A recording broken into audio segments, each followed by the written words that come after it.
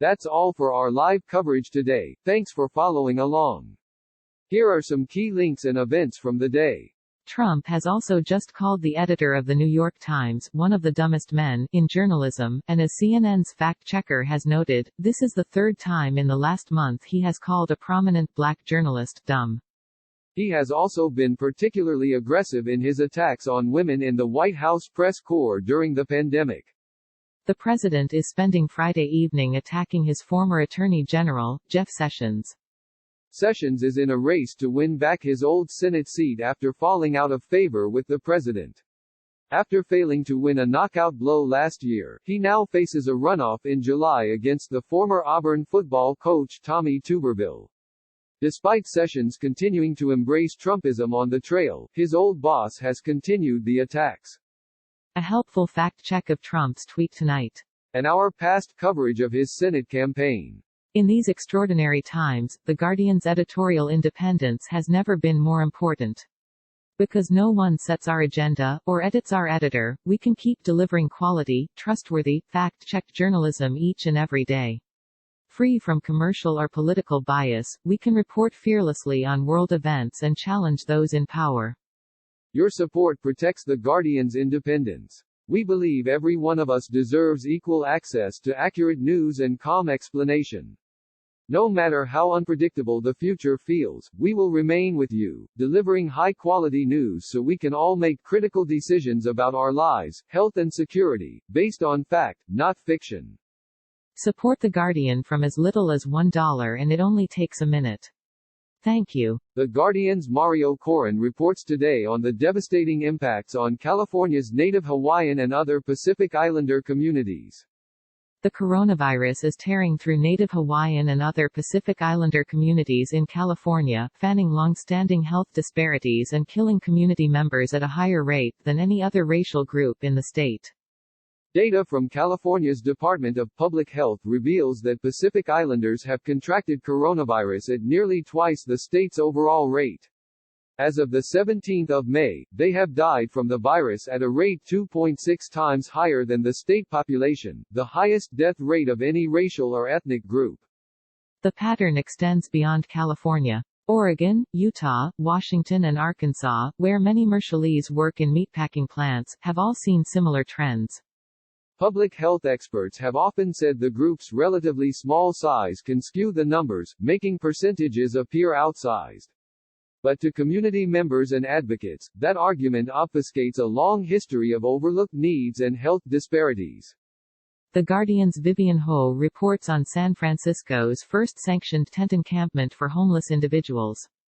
The Safe Sleeping Village is one of San Francisco's new officially sanctioned homeless encampments, a rare initiative announced by Mayor London Breed in response to the coronavirus pandemic. Occupants of the 70 tents spaced out in socially distanced, painted squares in the shadow of City Hall have access to steady meals, electricity to charge their phones, toilets, fresh water, hand-washing stations, healthcare, and those much-desired showers. But for many, the project comes as too little, too late. Breed launched the plan earlier this month as a solution to a homelessness crisis compounded by an outbreak.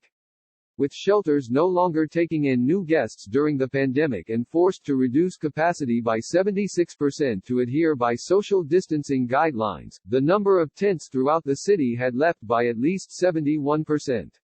In the historically underserved Tenderloin neighborhood, a low-income community in the heart of the city experiencing the brunt of the crisis, tents have increased by 258%. The Trump administration has sent a letter to the mayor of Los Angeles saying the federal government is concerned that the city's arbitrary and heavy-handed approach to shelter-in-place regulations could be unlawful. The warning letter to LA's mayor, Eric Garcetti, came from Eric S. Dryband, the Assistant Attorney General for the Civil Rights Division of the U.S. Justice Department, the LA Times reported. Dryband wrote, California had one of the earliest lockdowns in the U.S. and has continued to take relatively cautious steps toward reopening. LA and the surrounding region remain the state's primary hotspot for COVID-19 cases, and the DOJ letter came the same day that the White House Coronavirus Task Force Resource Coordinator Deborah Birx said she was concerned about persistent high numbers of cases in LA, Washington, D.C. and Chicago. Earlier this month, LA officials moved to make minor adjustments to lockdown rules, allowing some brick-and-mortar business to start curbside pickup, including music stores, bookshops, florists and clothing stores. In LA, residents must wear face coverings when they leave their homes and will be near other people. This first phase of reopening, LA officials said, is the beginning of a slow and gradual change to a new reality for Angelenos. The mayor's office didn't immediately comment on the DOJ letter, The Times reported. More on the COVID crisis in LA. Following questions today about Trump's lack of an annual physical exam, despite the fact that he's taking hydroxychloroquine, an anti-malaria drug linked to heart irregularities, here's a look back at November 2019 when Trump had an unscheduled visit to the hospital. At the time, he denied he had a heart attack. As we noted in November, there were unanswered questions about his health and the hospital trip. More reading here. Tara Reid said she is looking for a new attorney. Following the announcement this morning that the attorney Douglas H. Wigder was no longer representing Joe Biden's accuser, 2 weeks after he had taken her on as a client. Reid, through a spokesperson, told a BuzzFeed News reporter that she was currently seeking counsel with PR support. In his earlier statement, Wigder said his decision to no longer represent her was by no means a reflection on whether then-Senator Biden sexually assaulted Ms. Reid. From our Global Coronavirus blog.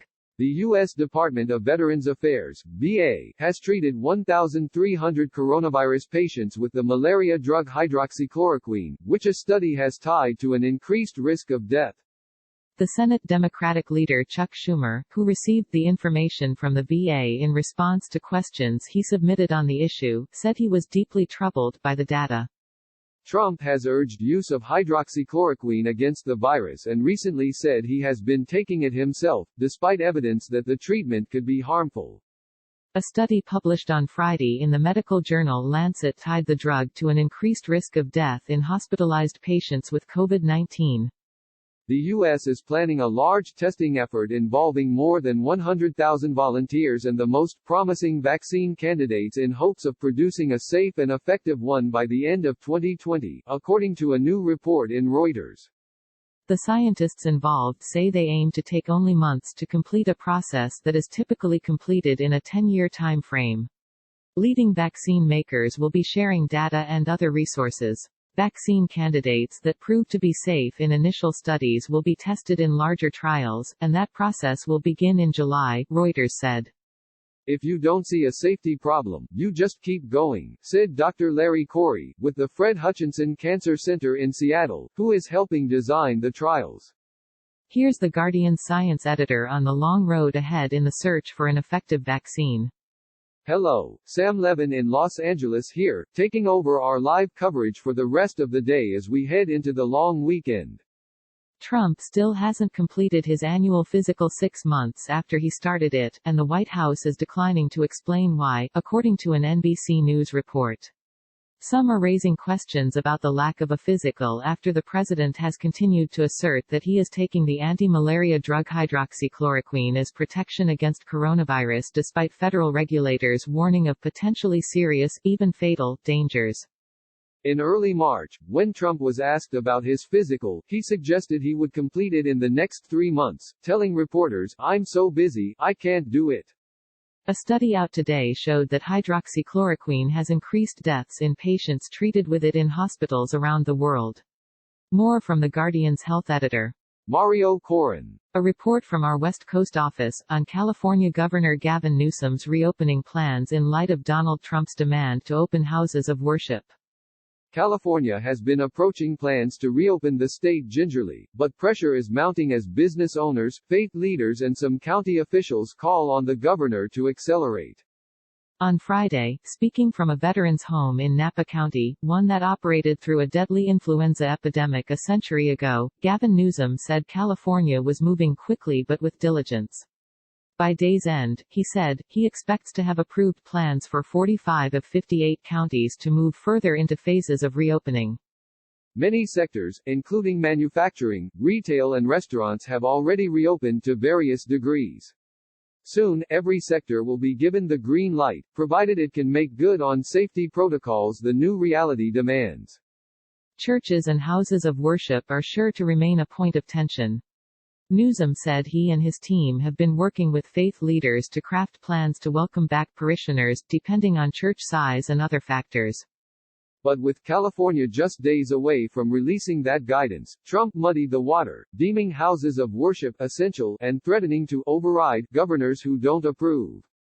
This week, more than 1,200 pastors in California said they would resume in-person services this month in defiance of Newsom's stay-at-home order.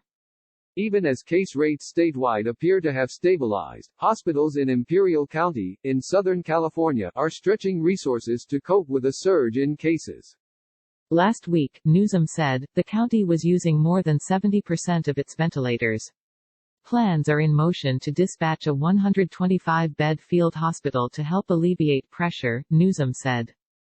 Newsom appeared unmoved by a legal challenge to the state's plan to move forward with mail-in ballots for the November election. We're on firm legal ground. Vote by mail is not novel in the state of California, nor was it in the recent special election, said Newsom. Public health is a nonpartisan issue. Joe Biden has apologized for his comment earlier today that if African Americans have a problem figuring out whether you're for me or Trump, then you ain't black. At the same time, Donald Trump is seeking to press home Republican attacks on the matter. I shouldn't have been such a wise guy, Biden, the presumptive Democratic nominee for president, said on a call with the U.S. Black Chambers, an African American business group. I shouldn't have been so cavalier. The president, meanwhile, retweeted Senator Tim Scott's view that Biden's comments are the most arrogant and condescending thing I've heard in a very long time, and commended an African American Fox News host, Harris Faulkner, as a great American. Faulkner said Biden's comment was more than just a little offensive, it is short-sighted, it is a blind spot for this former vice president. He should have got up immediately on whatever microphone he had. She then read a statement from Black Voices for Trump. The statement was authored by Katrina Pearson, a Trump spokeswoman who spoke to reporters with Senator Scott earlier and, according to the New York Times, grew defensive in response to questions about Mr. Trump's own history of racist remarks. The Times added, at the White House earlier, Donald Trump cited liquor stores and abortion clinics as services some governors have deemed essential and allowed to stay open during the coronavirus pandemic. It's not right, the president said, announcing his decision to call houses of worship essential and call upon governors to allow such places to open right now. Trump does not like liquor. He is a teetotaler, and vocally so, and claims never to have taken a drink. Trump does not like abortion, vocally so, since he declared his run for the presidential nomination of a party committed to achieving its end. Back in 2016, however, he wasn't very vocal when a New York Times columnist asked if any woman he had been involved with had ever had an abortion. Such an interesting question, Trump told Maureen Dowd. So what's your next question? There's also the perennial question of just how religious Trump is, and what support for him says about evangelical Christians in particular. Here's John S. Gardner's review of a recent attempt to make the Christian case for Trump.